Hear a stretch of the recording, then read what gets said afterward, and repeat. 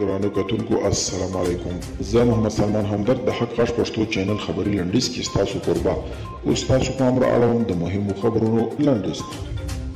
افغانستان کې د امریکایي ځواکونو عمومي قومندان جنرال سکاټ میلر ویلي چې د طالبانو درې ورځنی اوربند پای ته رسېدلی او ښایي چې د ولایتونو پر مرکزونو د طالبانو د تاوتریخوالي کچه نوره هم لوړه شي.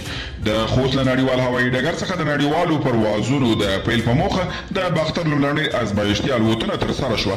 د خوست والي تورن جنرال مومند کټوازي وویل چې د خوست هوایي ډګر د مهال مجهز ترمینل لري چې ډېر ژر به ګټې اخیستنې ته وسپارل شي. زلمي خلیزاد ویلي چې پونیټ ټالوار د سلاکار په توګه ورسره په ډله کې یوځای شوی.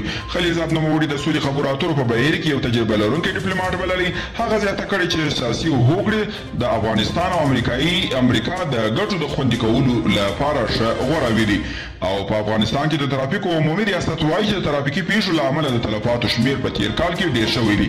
د افغانستان د ترافیکو عمومي رئیس نور الله مراد رسنۍ ته وویل چې د تلفاتو د زیاتوالي یو لامل په هیواد کې د تنګ او ناقص سړکونه دي.